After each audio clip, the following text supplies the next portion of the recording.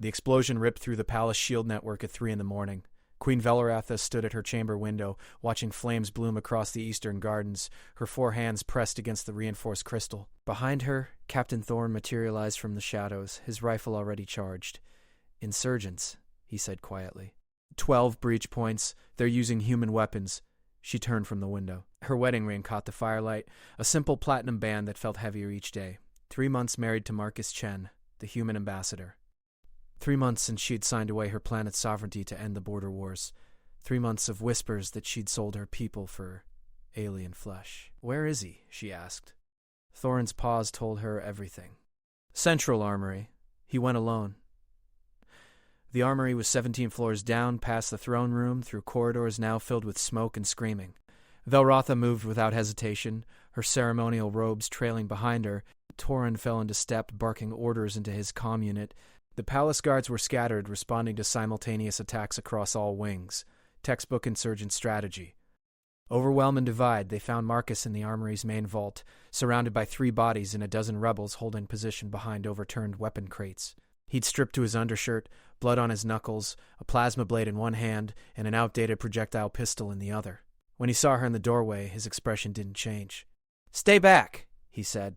Not to her. To the rebels. The lead insurgent was Corvus, a former military commander who'd opposed the treaty from the start. His mandibles clicked with satisfaction. The human pet speaks. "Tell me, alien lover, does she make sounds when you—" Marcus moved. Not with the graceful flowing combat of Velrotha's people, but with brutal human efficiency. The projectile pistol barked twice. Corvus's shoulder guards exploded. The plasma blade took another rebel across the chest before anyone else could raise their weapons. Then Marcus was behind the crates, using the insurgents' own cover against them.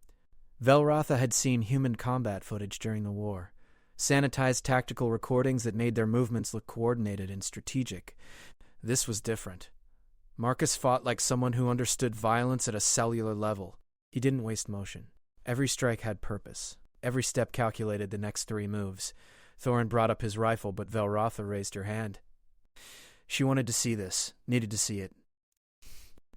Marcus rolled beneath suppressing fire, came up with a rebel's own weapon, fired point blank into the soldier's abdomen, then used the body as a shield while he closed distance on 2 more. The plasma blade hummed as it carved through armor designed to withstand directed energy weapons. Humans made their weapons hot enough to melt through anything, even honor. Corvus tried to retreat, shouting orders that nobody followed because his soldiers were already dead or dying. Marcus caught him by the throat, slammed him against a weapon rack hard enough to crack bone, and held the plasma blade to his eye. "You want to know what sounds she makes?" Marcus's voice was conversational, almost gentle. "I'll tell you. She makes the sound of someone who doesn't have to watch her people die anymore. That's the sound that lets me sleep at night." He drove the blade through Corvus's shoulder, pinning him to the metal rack. The insurgent screamed. Marcus didn't finish him. He just stepped back, dropped the blade, and finally looked at Velrotha. His eyes were still human. Still the deep brown she'd memorized during their first negotiation. But something else lived behind them now. Something that had always been there, waiting. "The armory's secure," he said. "But this was coordinated. They'll have teams moving on the throne room and the royal quarters." "You need to authorize lethal force." Thorin stared at him. "The Queen doesn't—" "She does now." Marcus walked past them both, picking up a proper rifle from the wall. "Or everyone in this palace dies tonight." More explosions rocked the foundation. Velrotha's comm unit screamed with damage reports. The shields were failing. They had minutes, maybe less. She looked at her husband's blood-spattered back, at the way he checked the rifle's charge with practiced ease, at the bodies he'd made without hesitation. She'd married him for peace. Her advisors had called it surrender. Her people had called it treason. But standing in that armory, watching smoke curl through the vault door, Velrotha realized she'd married a weapon, one that had been sleeping quietly beside her for 3 months. "Authorize it," she said. Thorin's mandibles flared. "My queen." "You heard her." Marcus was already moving toward the door. "Call your best units to the throne room. Everyone else secures evacuation routes for the civilians. We're not defending a palace tonight. We're hunting." He paused in the doorway, looked back at Velrotha with something that might have been regret or resolve. "I told you I'd keep you safe," he said. "I meant it." Then he was gone, moving through the smoke like he'd been born in it, and Velrotha, understood exactly what she'd brought into her home. Not a diplomat. Not a representative of human goodwill, but a soldier who'd convinced himself that peace was worth one more war. The throne room was burning when they reached it. Not from insurgent weapons, but from the defense system Marcus had activated manually, overriding every safety protocol. The ancient ceremonial space had transformed into a killing field. Bodies lay scattered across the marble floors, some still moving, most not. Marcus stood at the center, near the throne itself, methodically clearing rooms with a 4-person strike team that had materialized from somewhere in the chaos. Velrotha recognized the team. Human security contractors who'd arrived with a diplomatic mission. Men and women who'd spent 3 months pretending to be ceremonial guards while learning every corner of the palace. They moved like Marcus moved. Brutal. Efficient. Terrifying. Second wave incoming, one of them said. Female, stocky, with scars that told stories. North Corridor, 20 contacts. Marcus nodded once. Funnel them through the gallery. Collapse the support pillars when they're halfway through.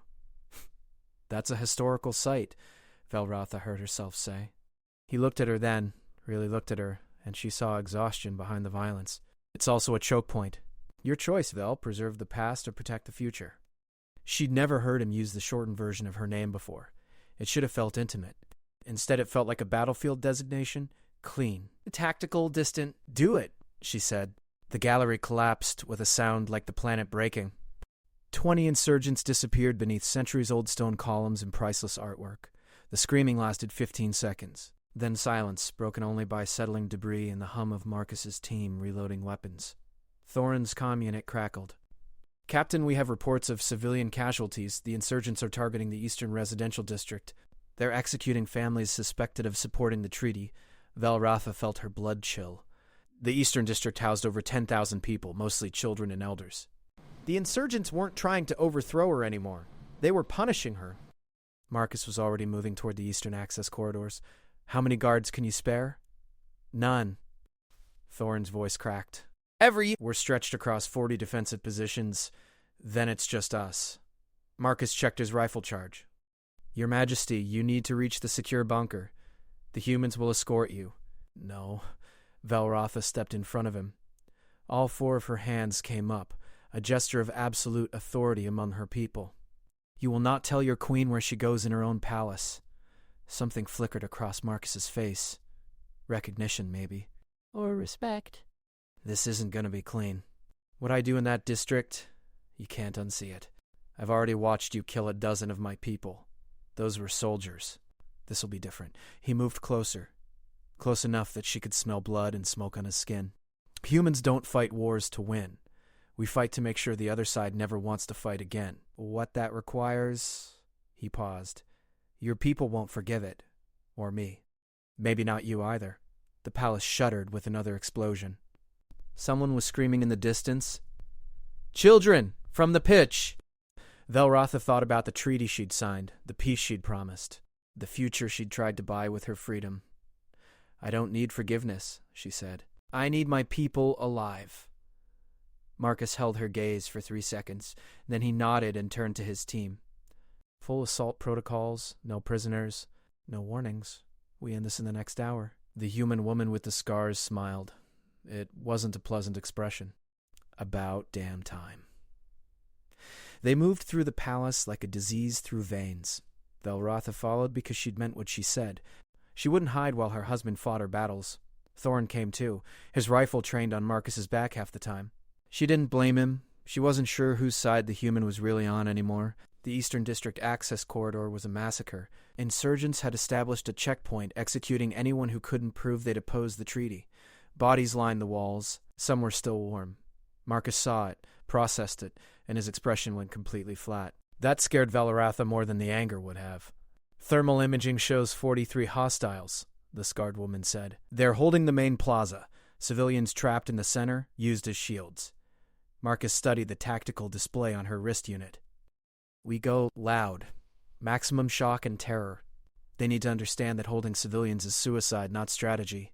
They'll kill hostages the moment we engage, Thorin protested. No. Marcus's voice carried absolute certainty. They'll die too fast. He was right. Velrotha watched from the corridor entrance as Marcus's team executed an assault that looked more like an execution. They used the architecture itself as weapons, collapsing balconies onto insurgent positions, redirecting the plaza's decorative water system to flood defensive positions and electrify the water. When the insurgents tried to retreat with their hostages, Marcus shot the first one through the head from 200 meters away with a rifle that shouldn't have been accurate past 50. The message was clear. Hold civilians, die immediately, fight directly, die slightly slower. It took 8 minutes to clear the plaza. 8 minutes of violence so precise and overwhelming that the insurgents couldn't coordinate a response. They just died, one after another, while Marcus's team moved through them like they were clearing rooms instead of killing people. When it ended, Velrotha walked into the plaza through smoke that smelled like burned meat. The civilians were huddled in the center, exactly where Marcus had predicted. Alive, traumatized but breathing.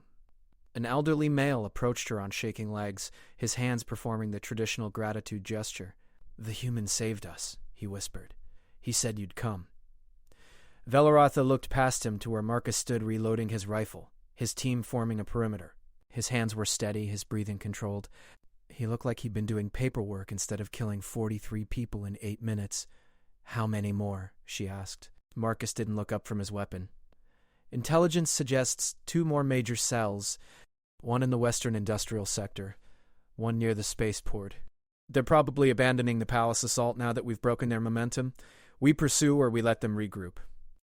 "You're asking if we hunt them. I'm asking if you want this finished tonight or if you want to spend the next year wondering when they'll try again." He finally met her eyes. "War doesn't pause, Vil. It ends or it doesn't. There's nothing in between." Thorin stepped forward. "My queen, this human is taking control of your military response. This is exactly what the treaty was supposed to prevent." "The treaty was supposed to prevent my people from dying?"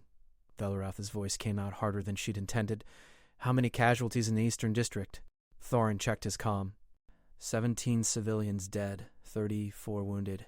How many would be dead if we'd waited for traditional protocols? Silence. They all knew the answer. The insurgents would have executed everyone in the plaza once they realized the assault was failing. Traditional Velrathi military doctrine prioritized negotiation and minimal force. By the time authorization came through proper channels, there would have been hundreds of bodies. Marcus had saved lives by ignoring every rule she'd written.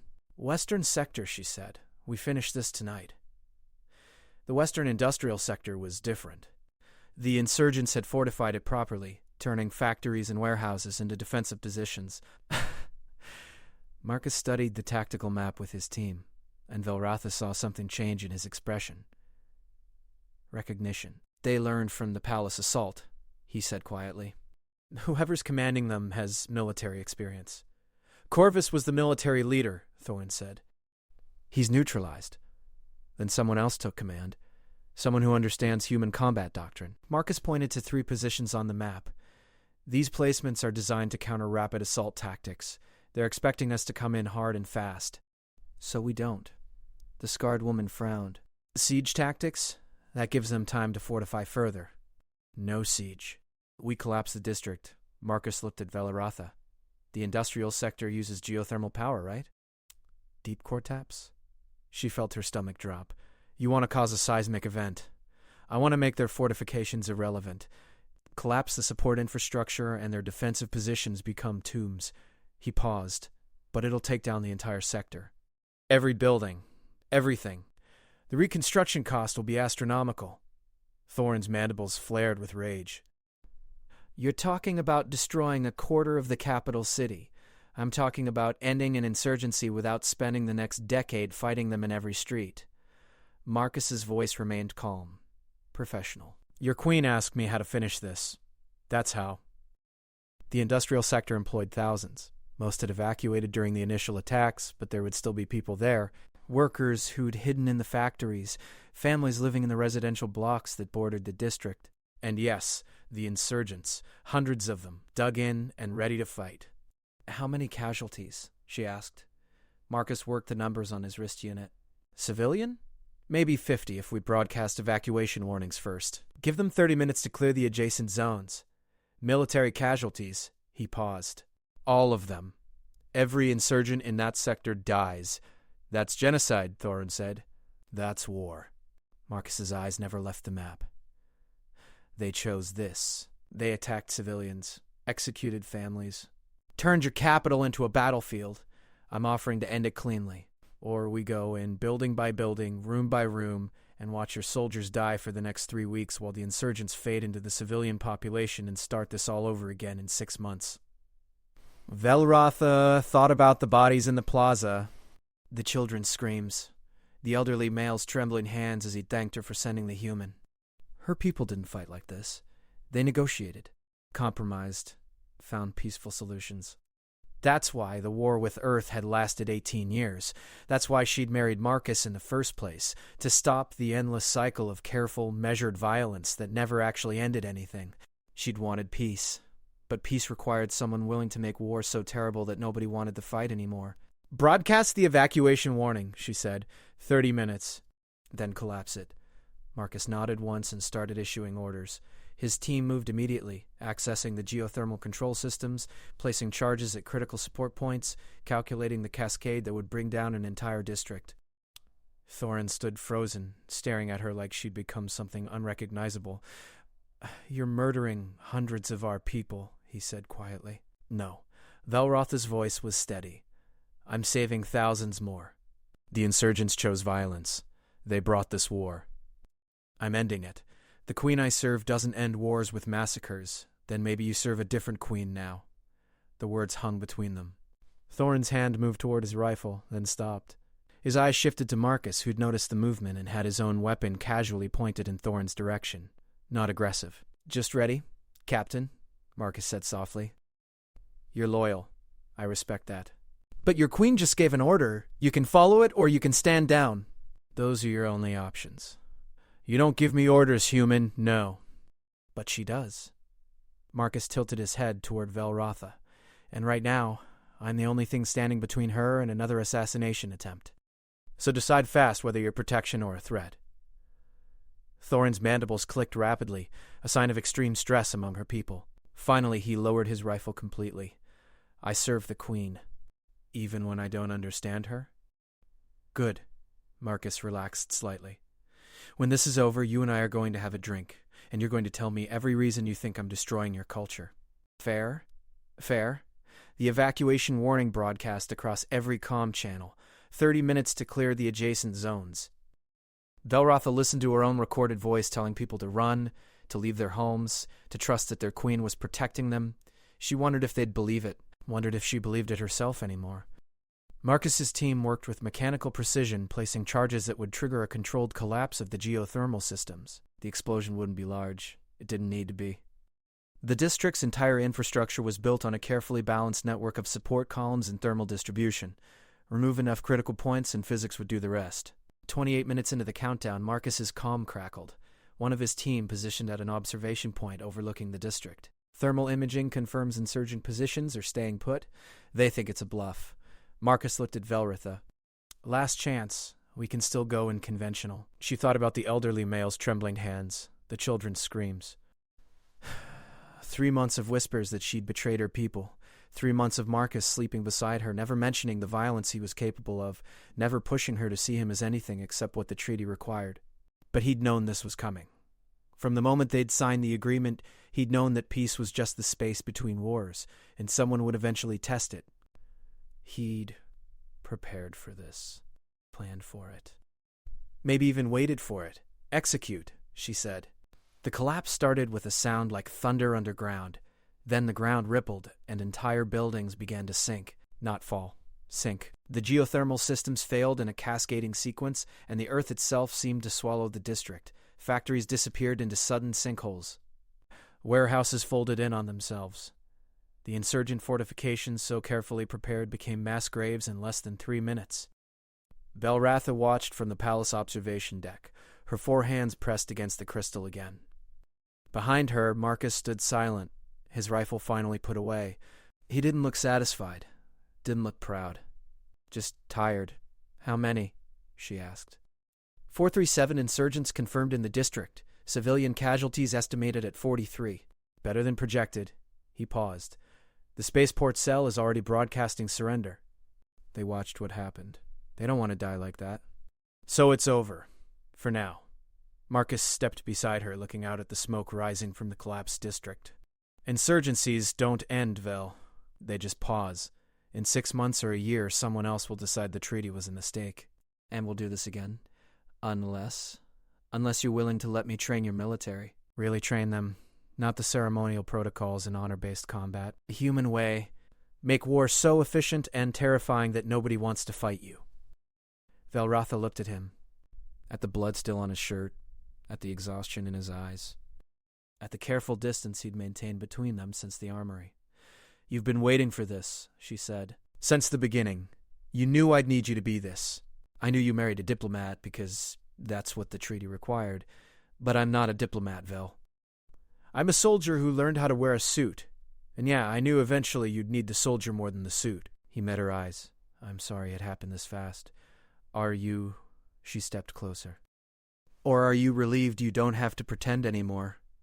Marcus didn't answer immediately. When he did, his voice was soft. I'd pretend for the rest of my life if it meant you never had to watch me kill your people. But I meant what I said. I'll keep you safe, whatever that requires. Even if it makes me a monster to them? You're not a monster. You're a queen who made impossible choices. He finally looked away from the window. And for what it's worth, you'll be alive to regret them. That's more than most rulers get. The spaceport insurgents surrendered before dawn.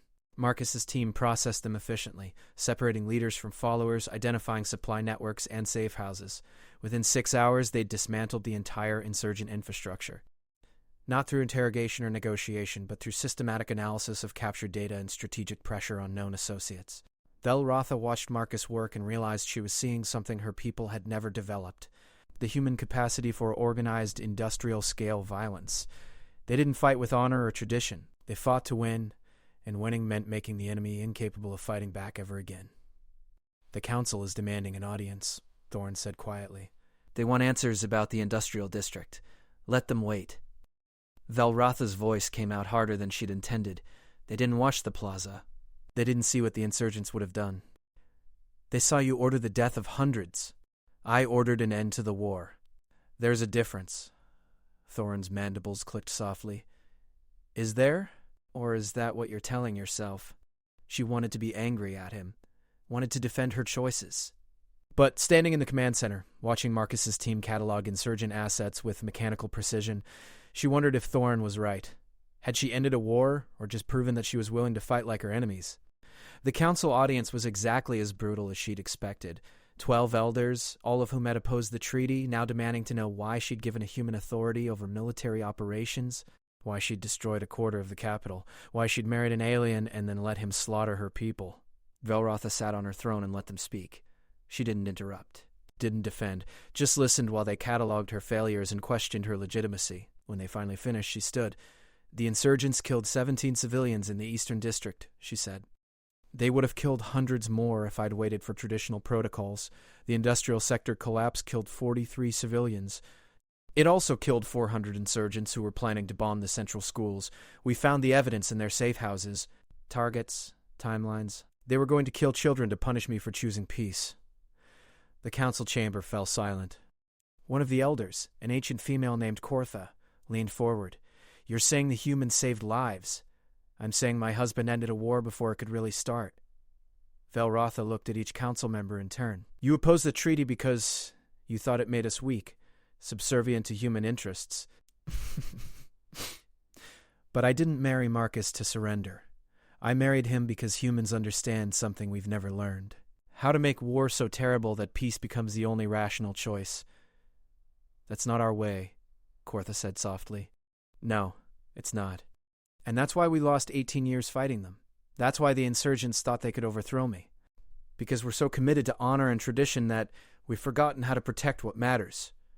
She gestured toward the windows, where smoke still rose from the collapsed district. I made a choice last night. Save lives or preserve our cultural pride. I chose lives. If that makes me unfit to rule, then remove me. But do it honestly. Don't pretend this is about the human. This is about whether we're willing to change or whether we'd rather die traditional. The council deliberated for 3 hours. Velratha spent that time in the private gardens, looking at the damage from the initial insurgent attack. The Eastern Gardens had been her mother's favorite place. Now they were scarred with blast craters and burn marks. Everything could be repaired, given time. But it would never be exactly as it was. Marcus found her there as the sun set. He'd cleaned up, changed clothes, looked almost diplomatic again. Almost. The council voted, he said. You keep the throne. Barely. Barely is still winning. He sat beside her on a damaged bench. They also voted to accept my proposal. Military training. New tactical doctrine. They're calling it the Peace Security Initiative, to make it sound less like surrendering military control to a human. Are they wrong? You're essentially rebuilding our entire defense system. I'm teaching you how to fight effectively. There's a difference. Marcus looked out at the ruined gardens. Your people aren't warriors, Vel. That's not an insult, it's just reality. You're scientists, diplomats, artists. You've built an incredible culture. But culture doesn't stop bullets, and it doesn't end insurgencies. So you'll turn us into humans. No, I'll turn you into people who can't be conquered.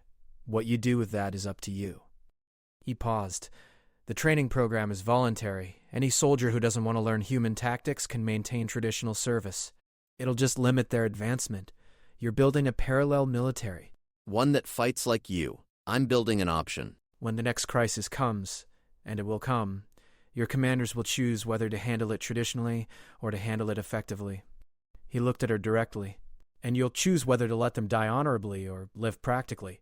Valrotha realized he was giving her exactly what she'd asked for. Not peace, not surrender, but the tools to enforce peace when words weren't enough. The treaty hadn't made her people weak. It had given them access to human strength. Whether that was salvation or corruption depended on how they used it. Are we still married? She asked quietly. Marcus blinked at the question. The treaty requires... I'm not asking about the treaty. I'm asking about us. After last night, after you... She struggled for words. After I watched you become something I didn't recognize. Are we still married, or are you just my weapon now? He didn't answer immediately. When he did, his voice carried an exhaustion that went deeper than the physical. I don't know how to be both, Vel. I don't know how to sleep beside you and also be willing to kill hundreds to keep you safe. Humans aren't good at separating those things. We're either lovers or soldiers. Trying to be both just makes us dangerous to everyone. Then choose. I can't. The treaty. Damn the treaty. She stood, all four hands clenched. I'm asking you, Marcus Chen, whether you married me because a document required it or because you wanted to. He stood too, and for the first time since the armory, she saw something other than the soldier. Something uncertain and almost vulnerable. I married you because ending the war mattered, he said carefully, and because somewhere in the negotiations I started hoping you'd look at me like I was worth choosing, not just accepting. He paused. Last night probably killed that. I understand if you can't see me the same way now. Valrotha thought about the plaza, the collapsed district. The surgical precision of his violence. She'd been terrified watching him fight. But not of him, of what he represented. The capacity for absolute devastation in service of protection. I watched you kill for me, she said. Kill my people to save my people. That's not something I can unsee, but it's also not something I can ignore. You saved thousands last night. You ended an insurgency before it could spread. You did what I didn't have the strength to do. She stepped closer. So no, I don't see you the same way. I see you more clearly. And I'm choosing you anyway. Marcus's expression shifted through several emotions too quickly to track. Finally, he just reached out and pulled her close, careful of his strength, always careful. She felt him trembling slightly. I'll try to be the diplomat most of the time, he whispered. I'll wear the suit and smile at the council and pretend I'm not thinking about tactical scenarios. But if it happens again, then you'll be the soldier, and I'll be the queen who chooses lives over honor. She pulled back enough to meet his eyes. We'll be monsters together. That's not romantic. No, but it's honest. She managed a slight smile. Besides, humans are supposed to be practical. This is us being practical about surviving marriage. He laughed, sudden and unexpected. The sound echoed across the ruined gardens, and somewhere in that moment, Valrotha felt something settle. They'd survived the first crisis. They'd learned what their marriage actually meant, stripped of diplomatic pretense. Not a treaty obligation. Not a political arrangement, but a partnership built on impossible choices and the willingness to live with the consequences. The reconstruction took 8 months. Marcus spent most of that time training volunteer soldiers while Valrotha navigated the political aftermath. The council remained divided, but the civilian population surprised her. Instead of rejecting the human influence, they embraced it. Public opinion shifted from viewing Marcus as a necessary evil to seeing him as protection. "They're calling you the Guardian now," Valrotha told him one evening. They were in their private chambers, finally alone after another day of political meetings, the alien Guardian who saved the city. Marcus looked up from the tactical reports he'd been reviewing. "That's going to make some people uncomfortable." "It already is, but fear is a more honest foundation than resentment." She settled beside him. "The council approved expanding the training program, full integration with traditional forces. Your methods are now official doctrine." That was fast. "The Eastern District Insurgent Cell tried to regroup last week. Your trained units neutralized them in 40 minutes with 0 civilian casualties. Results speak louder than tradition." She paused. "You're rebuilding my military. I'm teaching them to survive." "There's a difference. Is there?" She echoed Thorin's words from months ago. "Or are we just becoming better at violence?" Marcus set aside his reports. "Violence is a tool, Vel. Like any tool, it depends on who's using it and why. Your people were violent before I arrived. They just weren't efficient at it. Now they're efficient. That makes them safer, not worse. And if they use that efficiency for conquest? For expansion? Humans didn't spend 18 years fighting us because we threatened you.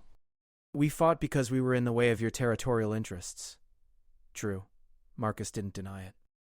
"But we also stopped fighting the moment you offered a better solution. Humans aren't naturally aggressive. We're naturally practical. War is expensive and unpredictable. Peace is cheaper and more stable. We fight when we have to and trade when we can." He looked at her directly. "Your people are learning the same lesson. Sometimes force is necessary, but force in service of peace is different from force in service of conquest." "You really believe that?" "I have to. Otherwise I'm just a weapon you married, and we're just postponing the next war." He took her hand, the gesture still careful after 8 months. "I believe you're better than your worst choices. That's why I'm still here." Valrotha squeezed his hand. She'd watched him train her soldiers. Watched him teach them not just tactics, but judgment. When to strike, when to hold, when violence was necessary and when it was just convenient. He wasn't creating monsters. He was creating disciplined protectors who understood the cost of force. "The Western Border Territories are requesting military advisors," she said. "They've heard about the new training. They want the same protection. That's expansion. It's security cooperation." "There's a difference," she used his own words back at him, "unless you think we should refuse and let them remain vulnerable to insurgent cells." Marcus smiled slightly. "You're learning to think strategically. I married a strategist. It's contagious." She stood, pulling him up with her. "Come on. We're supposed to attend the memorial ceremony for the industrial district victims." "You go." "I'm not exactly popular with families who lost people in the collapse." "You're going." Her voice carried royal authority now. "Those families need to see that we stand together, that I chose what happened and you executed it. Separation would be cowardice. It would also be politically smarter. I don't care." She moved toward the door. "I watched you fight like a god of war to save my people. The least I can do is stand beside you while they hate us for it." The memorial ceremony was held in the central plaza, rebuilt and reinforced after the insurgent attack. Thousands attended, including families of both the industrial district victims and the civilians saved in the eastern sector. Valrotha gave a speech that explained the choice she'd made, taking full responsibility for the deaths. Marcus stood behind her, silent and visible, letting his presence speak for itself. Afterward, an elderly male approached. Valrotha recognized him as one of the industrial district survivors. He'd lost his daughter in the collapse. "I wanted to see the human who killed her," the male said quietly. His mandibles barely moved.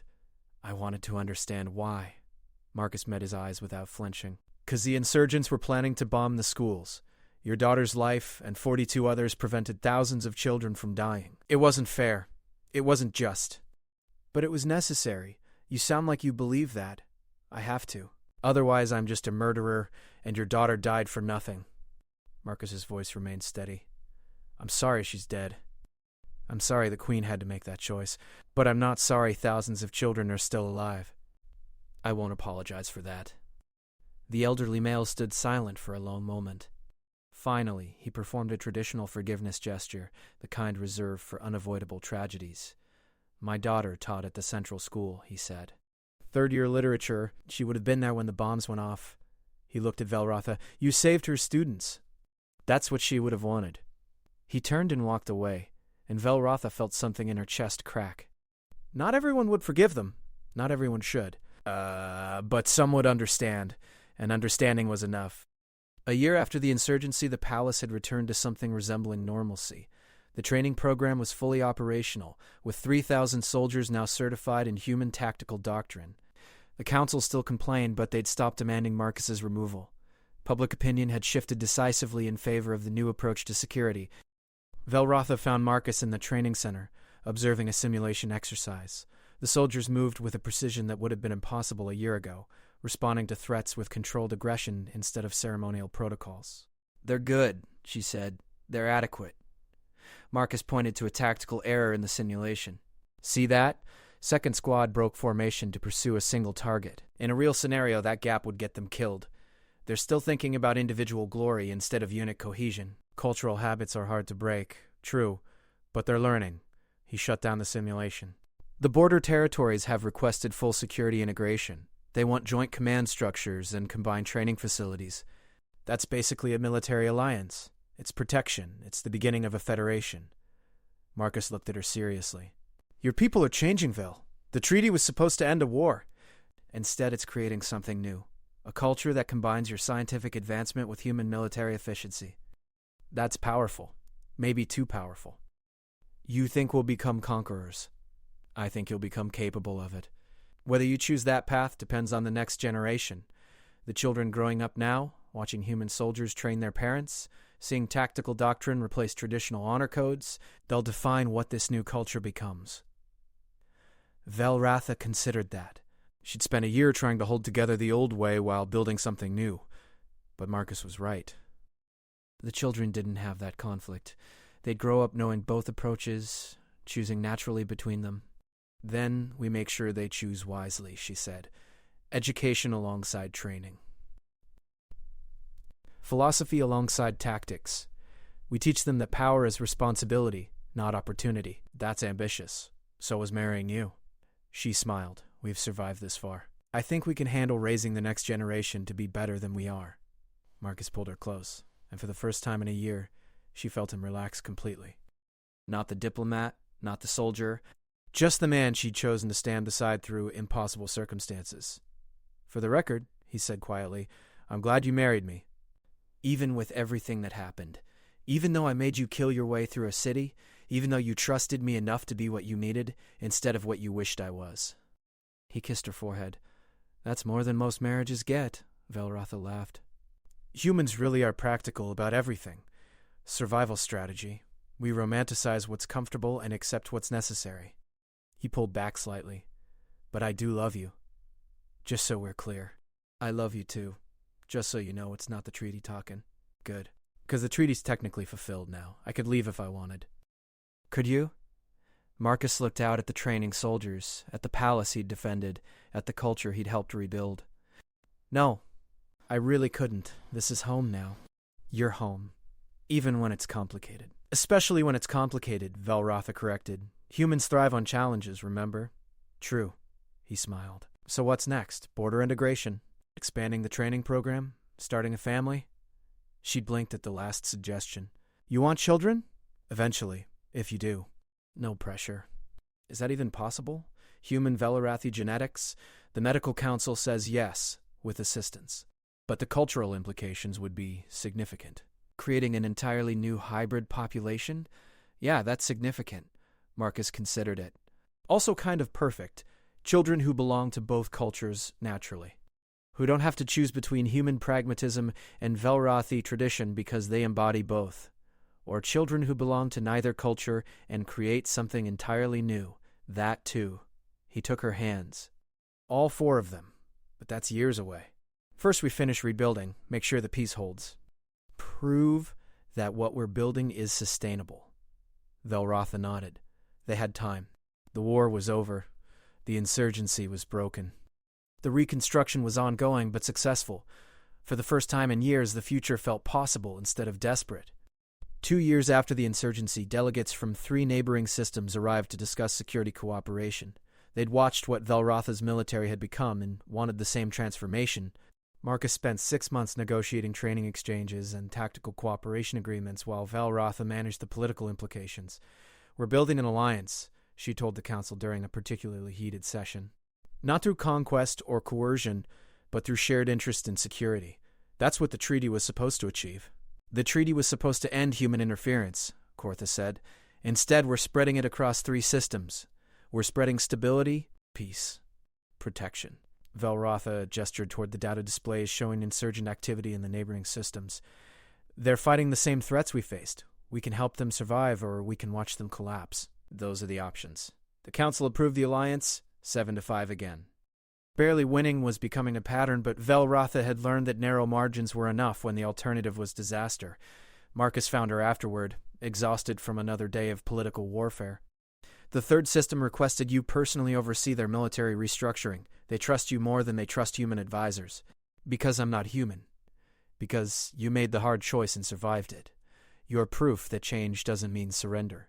He sat beside her. "Also because you've managed to stay married to me for 2 years without either of us dying. That's apparently impressive." Velrotha laughed. "The bar for successful political marriages is remarkably low, but we've exceeded it. That counts for something." He took her hand.